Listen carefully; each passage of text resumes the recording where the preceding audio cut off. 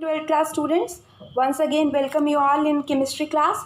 Again I'm not taking a class on the whiteboard because there are lots of reaction and only less things are there to explain. So again I'm using the notebook. So today I have noted down already some of the points and I'm going to just explain these points to you. These points we have already discussed in the last class, but थोड़ा सा हमने ज़्यादा detail में discuss नहीं किया तो एक बार हम इसको देख लेते हैं. If you will see in your NCERT, तो एनसीईआरटी में आपको पॉइंट्स मिलेंगे तो बहुत कुछ पॉइंट्स आगे पीछे हो रखे हैं. So I have cover up all the points in the notes form, so you can note it down from here. First of all we have to discuss about the anomalous behaviour of fluorine. As you all know that fluorine has having the small atomic size and high electronegativity, जिसकी वजह से it will show anomalous behavior. In fact, every member of second period element show anomalous behavior. Now, what are the anomalous behavior that is shown by fluorine? First one is that fluorine का जितना भी reactions होती हैं, they are almost exothermic. वो सारी क्या होती हैं? Exothermic होती हैं because a strong bond is formed with other element. लेकिन rest of the element में ऐसा नहीं होता.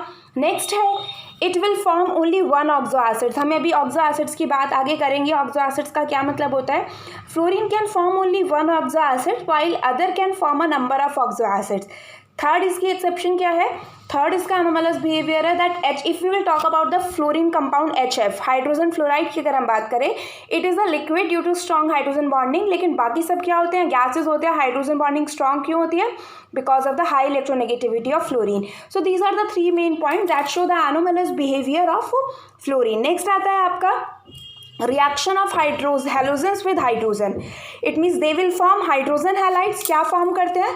दे will form hydrogen halides. Hydrogen halides हम इन्हें एसिड्स नहीं बोल सकते. एसिड हम तब तक नहीं बोल सकते तब तक आप इसे वाटर में डिजॉल्व ना करो. वाटर में डिजॉल्व करने के बाद ये एसिड होते हैं. तो सबसे पहला आपका आता है हाइड्रोजन हैलाइड्स. अगर आप कौन कौन सा हाइड्रोजन फ्लोराइड हो गया? HF, HCl, HBr, HI. ठीक है. जो एफिनिटी फॉर हाइड्रोजन है it will decreases down the group. Mean सबसे ज़्यादा स्टेबल की अगर आप बात करें, सबसे ज़्यादा रिएक्टिव फ्लोरीन होगा, फिर क्लोरीन होगा, फिर ब्रोमीन होगा, फिर iodine. It is because simply the bond dissociation enthalpy और द बॉन्ड लेंथ. जितना ज़्यादा बॉन्ड लेंथ होगा भाई, HI का बॉन्ड लेंथ बहुत ज़्यादा होगा तो वो थोड़ा वीक बनेगा बॉन्ड, जिसकी वजह से आयोडीन की एफिनिटी फॉर हाइड्रोजन थोड़ा कम होती है. एसिडिटी का ऑर्डर किस पे डिपेंड करती है? बॉन्ड लेंथ पे या बॉन्ड डिसोसिएशन एंथैल्पी. जितना बॉन्ड लेंथ ज़्यादा होगा उतना बॉन्ड डिसोसिएशन एंथैल्पी कम होगा, एसिडिटी उतनी ज़्यादा होगी. तो ये ऑर्डर हमने लिखे हुए हैं. ठीक है. उसके बाद हम ऑक्सीजन की अगर बात करें तो ऑक्सीजन के साथ ऑलमोस्ट हर एलिमेंट रिएक्ट करके ऑक्साइड बनाता है. जैसे मैंने यहाँ फ्लोरीन का लिखा हुआ है, fluorine form only two oxide, OF2 and O2F2. ठीक है. इसमें से सिर्फ OF2 है जो थर्मली स्टेबल होता है. And one more important point is that in सबको इन फ्लोरीन के ये जो OF2 और O2F2 बना हुआ है, इन्हें हम फ्लोरीन ऑक्साइड नहीं बोलते, इन्हें हम ऑक्सीजन फ्लोराइड बोलते हैं. These both two are known as oxygen fluoride, not fluorine oxide. The reason behind is that कि जब भी हम मेटल ऑक्साइड बोलते हैं, नॉन मेटल ऑक्साइड्स बोलते हैं, तो उसके केस में ऑक्साइड बाद में लिखा जाता है क्योंकि सब केसेस में ऑक्सीजन की इलेक्ट्रोनेगेटिविटी ज़्यादा होती है. सेकेंड मोस्ट इलेक्ट्रोनेगेटिव एलिमेंट है, इसलिए ऑक्साइड को बाद में लिखते हैं. लेकिन out of oxygen and fluorine की इलेक्ट्रोनेगेटिविटी ज़्यादा है, तो एज पर IUPAC कन्वेंशन जिसकी इलेक्ट्रोनेगेटिविटी ज़्यादा है उसे हमने बाद में लिखा हुआ है. तो यहाँ पर फ्लोरीन सिर्फ ऑक्सीजन और फ्लोरीन के केस में ऐसा होगा जब ये दोनों एक साथ होंगे तो हम इन्हें बोलेंगे oxygen fluoride and not fluorine oxide. तो आई होप इतना क्लियर होगा. नेक्स्ट क्लोरीन, ब्रोमीन, आयोडीन बहुत सारे ऑक्साइड्स बनाते हैं. इनके सबको ऑक्साइड बोलेंगे क्योंकि ऑक्सीजन की इलेक्ट्रोनेगेटिविटी इन सबसे ज़्यादा है. +1 से +7 की ऑक्साइड्स की बनाते हैं. अगर आप स्टेबिलिटी ऑफ ऑक्साइड की बात करो तो आयोडीन के ऑक्साइड सबसे ज़्यादा स्टेबल होंगे, ब्रोमीन के ऑक्साइड सबसे लीस्ट स्टेबल होंगे. और एक बहुत इंपॉर्टेंट चीज़ है, आयोडीन का एक ऑक्साइड होता है I2O5. It is use in the estimation of carbon monoxide. ये और भी बुक में कुछ यूजेस लिखे हुए आप चाहे तो देख लेना, बट ज़्यादा इंपॉर्टेंट जो पॉइंट्स थे आई have cover them up all. उसके बाद आता है आपका रिएक्शन विद मेटल. आपको पता है मेटल हैलाइड्स बनेंगे, जैसे एग्जाम्पल मैंने लिखा हुआ है Mg+Br2.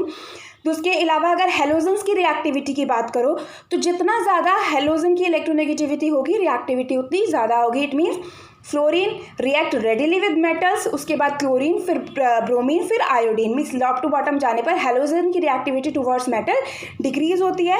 And if you will talk about their ionic and covalent behaviour, तो अगर आप एम देखो, एम एक मोलवेलेंट एटम है, जैसे फर्स्ट ग्रुप का एलिमेंट है, फर्स्ट ग्रुप का मेटल है, तो इनका आयनिक कैरेक्टर डाउन द ग्रुप जाने पर क्या हो रहा है, डिक्रीज। आपको आयनिक कैरेक्टर का पता है, larger the anion smaller the cation more will be the covalent character. तो इस मीन्स इसमें कोवेलेंट कैरेक्टर ज़्यादा होगा तो आयनिक कैरेक्टर सबसे कम होगा। और दूसरी चीज़ है, अगर आप हायर हेलाइड्स लेते हो, मतलब अगर मेटल की ऑक्सीडेशन मोर देन 1 है, तो जिस मेटल की ऑक्सीडेशन स्टेट ज़्यादा होगी वो ज़्यादा कोवेलेंट होगा। जैसे SnCl4 में ज़्यादा कोवेलेंट कैरेक्टर होता है as compare to SnCl2, because उसमें हायर ऑक्सीडेशन स्टेट है। 4 इलेक्ट्रॉन को लूज करना +4 आएगी ऑक्सीडेशन स्टेट, 4 इलेक्ट्रॉन को लूज करके आयनिक कंपाउंड बनाना that is very difficult. 4 electron में शेयरिंग होते हैं तो इसमें कोवेलेंट कैरेक्टर ज़्यादा होगा। So these are the properties we have discuss in the last class also. थोड़ा सा हमने ज़्यादा डिटेल डिस्कस नहीं किया था तो यहाँ मैंने कवर अप कर दिया है। नेक्स्ट अब हमारा स्टार्ट होता है रिएक्शन पोर्शन, मीन्स हमें क्लोरीन की और HCl की प्रिपरेशन के बारे में स्टडी करना। Again I have written there because lot of reactions are there, ठीक है। तो ये हमारा टाइम कंज्यूम करता है बहुत ज़्यादा अगर मैं इन्हें बोर्ड पे लिखती रिएक्शंस को, ठीक है। तो सिर्फ आपको याद ही करनी है ये रिएक्शन। जैसे सबसे पहले अगर आप क्लोरीन की बात करो तो इसे शील ने डिस्कवर किया था इन 1774 when he react manganese oxide with HCl। Chlorine को हम एक ग्रीक वर्ड से लिया गया था chlorous, that is greenish yellow. हमने क्लोरस वर्ड से लिया गया था, जब हमने क्लोरीन को बनाया तो वो एक ग्रीनिश येलो कलर का लिक्विड आया, और ग्रीनिश येलो एक ग्रीक वर्ड का मीनिंग होता है दैट इज क्लोरस, तो वहाँ से इसका नाम क्या रख दिया क्लोरीन। इसकी प्रिपरेशन सबसे पहले शील ने की थी when he heat manganese oxide with HCl, तो वहाँ पर आपको क्लोरीन ऑब्टेन हुआ था, that is the chlorine. In fact हमने HCl डायरेक्ट ना लेके वी टेक NaCl + H2SO4, ये जो मिक्सचर होता है it mixture produce HCl first और उसके बाद ये रिएक्शन करता है। उसके अलावा आप इसके डायरेक्ट पोटेशियम परमैंगनेट को अगर HCl के साथ ट्रीट करते हो तो भी आपको क्या बन सकता है, क्लोरीन बन सकता है। उसके बाद मैन्युफैक्चर का मतलब होता है लार्ज स्केल, मतलब इंडस्ट्रियल स्केल पे आप किस अकॉर्डिंग प्रिपरेशन करोगे, तो वहाँ पर हम डेकन प्रोसेस लेते हैं। डेकन प्रोसेस में we just oxidise hydrochloric acid को ऑक्सीडाइज करते हैं in the presence of catalyst copper chloride, तो आपका क्या बन जाता है, क्लोरीन। दूसरा आपने रिएक्शन पढ़ी होगी by electrolysis of brine solution. Brine solution आपको पता होता है क्या होता है, concentrated solution of NaOH, concentrated and hot solution of NaCl। जब आप इसका इलेक्ट्रोलिसिस करते हो इन वाटर तो आपको NaOH + Cl2 + H2 बनता है। तो ये इसकी इंडस्ट्रियल प्रिपरेशन एक तरीके से हो गई।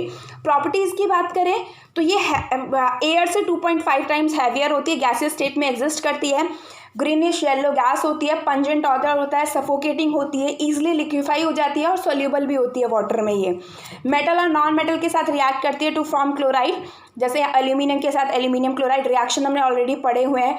हाइड्रोजन के लिए इसकी ग्रेट एफिनिटी होती है, मतलब आप जैसे ही आप इसे किसी हाइड्रोजन कंटेनिंग कंपाउंड में डालोगे इट विल फॉर्म HCl, जैसे H2 + Cl2 HCl बन गया, H2S + Cl2 आपका HCl + सल्फर बन गया, ठीक है। उसके अलावा ये reaction, these are the important reaction, ये जो आपकी है इम्पॉर्टेंट रिएक्शन है, मैं लिख देती हूँ।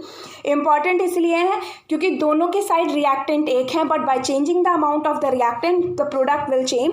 जैसे अगर आप अमोनिया के थ्रू क्लोरीन गैस पास करते हो, मतलब अमोनिया आपने एक्सेस में लिया और उसके थ्रू आप क्लोरीन गैस पास करो तो आपका सिंपल कंपाउंड बनता है अमोनियम क्लोराइड + N2।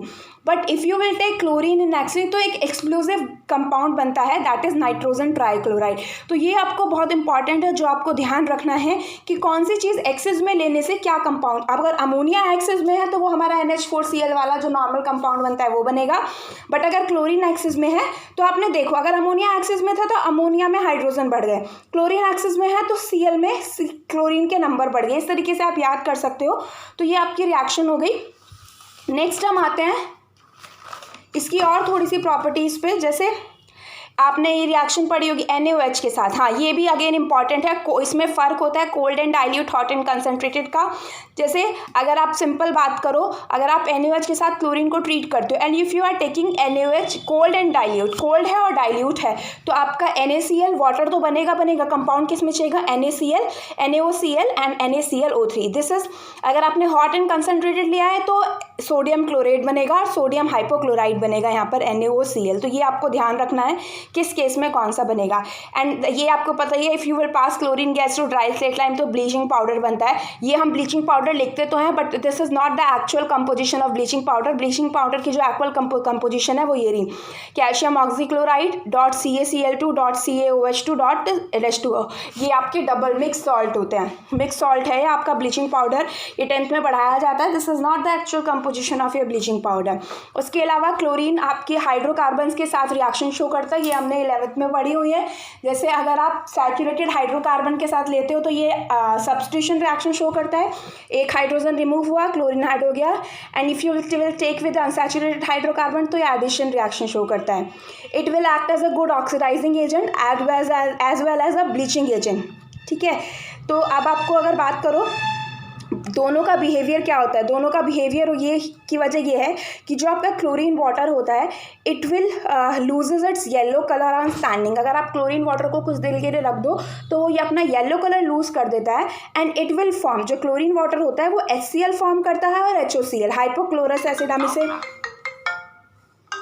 इसको हम हाइपोक्लोरस एसिड और इसको हम क्या बोलते हैं, हाइपोक्लोरस एसिड के साथ साथ हम HCl आपका फॉर्म होता है। और ये जो हाइपोक्लोरस एसिड है भाई, क्लोरीन वाटर ने लूज कर, क्लोरीन वाटर को आपने रखा तो it will form HCl and hypochlorous acid. ठीक है, अब ये हाइपोक्लोरस एसिड जो बना it again decompose to give nascent oxygen and oxygen. तो आप यहाँ देखिए, जब आप क्लोरीन वाटर को, वाटर है उसमें क्लोरीन वाटर को स्टैंड करते हैं तो 2 मॉलिक्यूल HCl के बनते हैं। पहले बनेगा HCl और HOCl, बाद में ये HOCl भी डिकम्पोज होकर HCl देगा, nascent oxygen. And this nascent oxygen is responsible for the bleaching action and oxidisation reaction. जैसे फेरस को फेरिक में, सल्फाइड को सल्फेट में, सल्फर डाइऑक्साइड को सल्फेट में, आयोडीन को आयोडिक एसिड में। यहाँ पर इसकी जो ऑक्सीडेशन स्टेट है वो +5 हो जाएगी, आप देख लीजिएगा।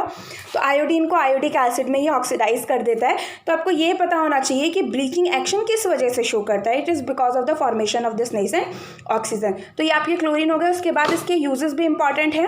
क्लोरीन आपका यूज़ होता है पल्प, जो आपके वुड पल्प होते हैं या cotton industry, cotton and textile industry में ब्लीचिंग के लिए, गोल्ड और प्लैटिनम के एक्सट्रैक्शन में यूज़ होता है, डाइस के एक्सट्रैक्शन में यूज़ होता है। और सबसे इंपॉर्टेंट जो चीज़ है जिसके फॉर्मूले और कंपाउंड आपको याद होने चाहिए, it is used in the preparation of some poisonous gas. वो पॉइजनस गैस कौन सी है, एक तो फॉस्जीन, COCl2, टीयर गैस होती है, मस्टर्ड गैस। बहुत बार पूछा जाता है विच 2 poisonous gas can be prepared from the chlorine, तो आपको उनके नाम याद होने चाहिए, phosgene, COCl2, tear gas, CCl3NO2 and mustard gas. This is the formula.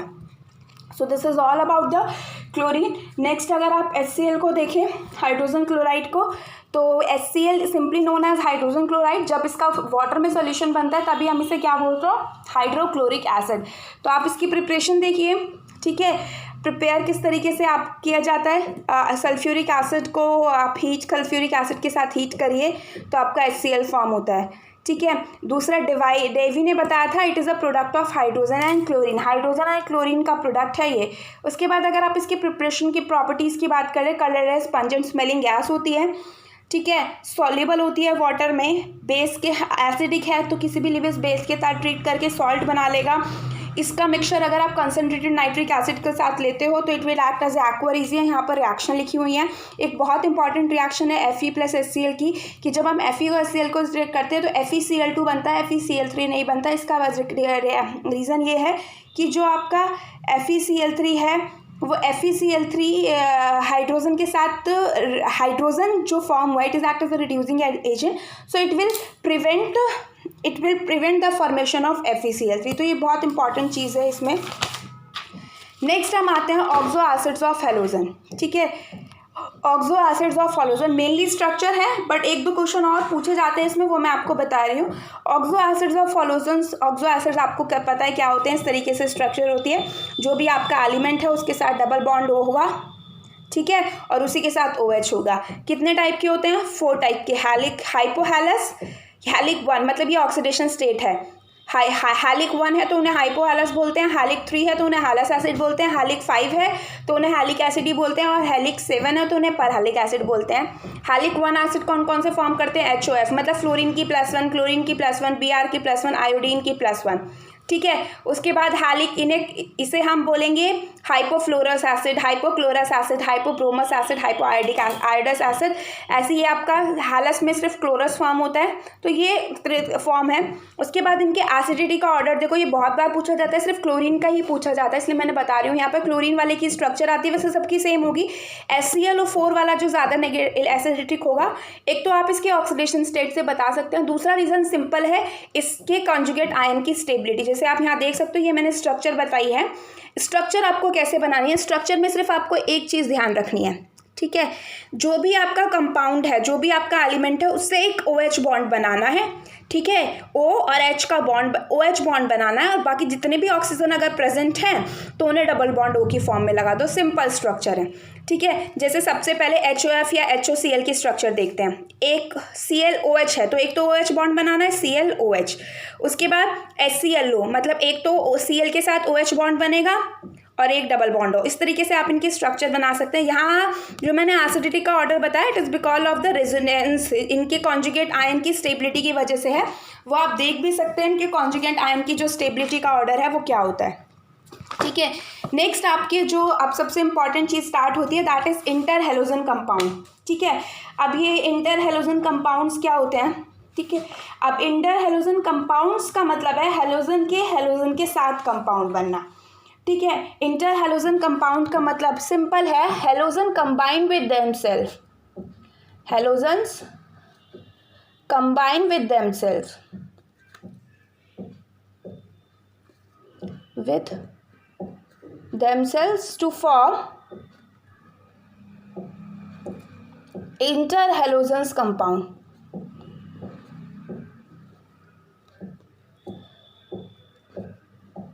एक दूसरे के साथ कंबाइन होगी, क्या बना लेते हैं, इंटर हेलोजन कंपाउंड बनाते हैं।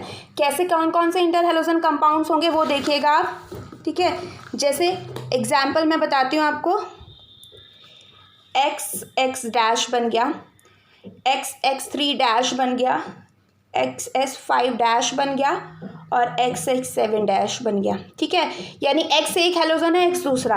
अगर आप X की बात करें तो आपका लार्जर साइज हेलोजन होगा। भाई लार्जर साइज में ही तो ज़्यादा हेलोजन सराउंड कर सकते हैं, ये थोड़ा ना ये स्मॉल साइज का ले लिए लार्जर। X क्या होगा, लार्जर साइज हेलोजन, ठीक है। और जो आपका X डैश होगा वो क्या होगा, स्मॉलर साइज। ऑब्वियस सी बात है, साइज ज़्यादा है तो ये क्या होगा, लेस इलेक्ट्रोनेगेटिव, और ये आपका क्या होगा, more electronegative. It will be more electronegative. तो ये आगे हो गए आपके इंटर हेलोजेंस कंपाउंड। इनकी सबसे मेन बात क्या है, इनकी स्ट्रक्चर, ठीक है। बाकी चीज़ें मैं आपको इनकी बाद में बताऊंगी। इनकी स्ट्रक्चर की सबसे पहले अगर आप बात करो तो इनकी स्ट्रक्चर कैसी होगी वो आपको याद होनी चाहिए। जैसे अगर आप XX डैश की बात करते हैं तो ये तो सिंपल क्या आएगा, लीनियर फॉर्म में आएगा। कैसा आएगा, लीनियर। ये कैसा होगा, लीनियर। इनकी स्ट्रक्चर्स देखिए, सबसे इंपॉर्टेंट है, ये सारी वेस्पर थ्योरी के अकॉर्डिंग है। XX डैश क्या होता है, लीनियर होता है। उसके बाद आपको किसकी बनानी है, X3 डैश की, ठीक है। आपको पता है, सिंपल स्ट्रक्चर बताइए, X के सराउंडिंग में कितने वैलेंस इलेक्ट्रॉन, 1 2 3 4 5 6 और 7। उसमें से 3 तो क्या हो गए, बॉन्ड हो गए। 3 तो क्या बना, 3 बॉन्ड पेयर हो गए, 3 बॉन्ड पेयर।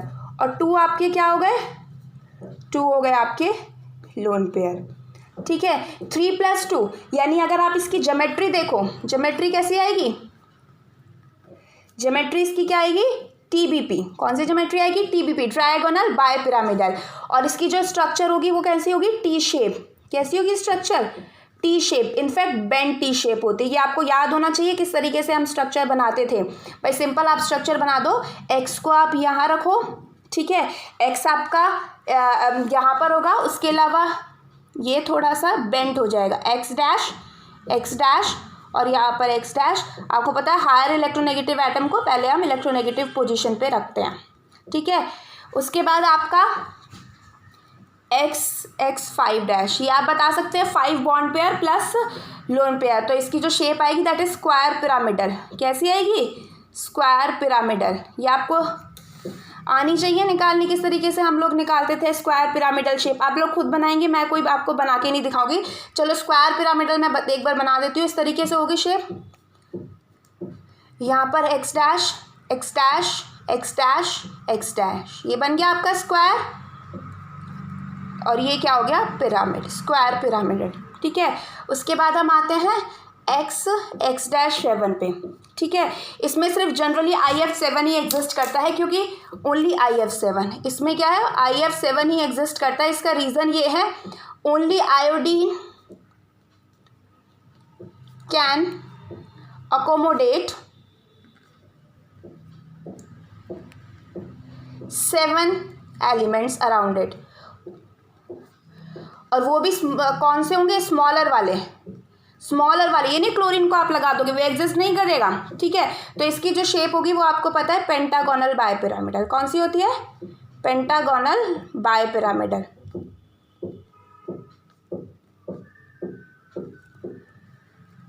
पेंटागोनल बायपिरामिडल आप बना लीजिए इस तरीके से। आई यहाँ पर है, सारे के सारे बॉन्ड पेयर हैं,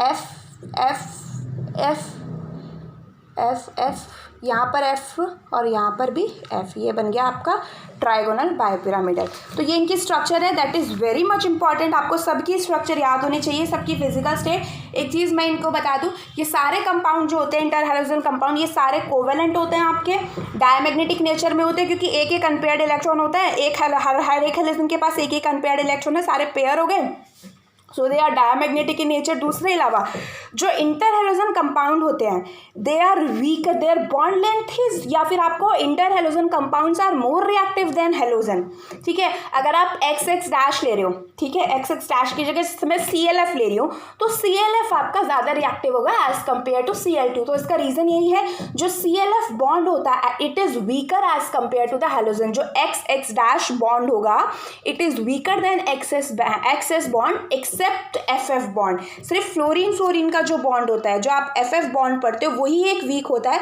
बाकी सारे हैलोजेंस के जो बॉन्ड है वो स्ट्रॉन्ग होंगे as compare to these. So these are the some properties. एक तो प्रॉपर्टीज है आपकी रिएक्शन, तो आप सिंपली इनसे लिख सकते हैं हम easily. So this are all about the inter halogen compound, ठीक है। और मैं एक दो चीज़ें और नोट्स में ऐड करके दे दूंगी आपको।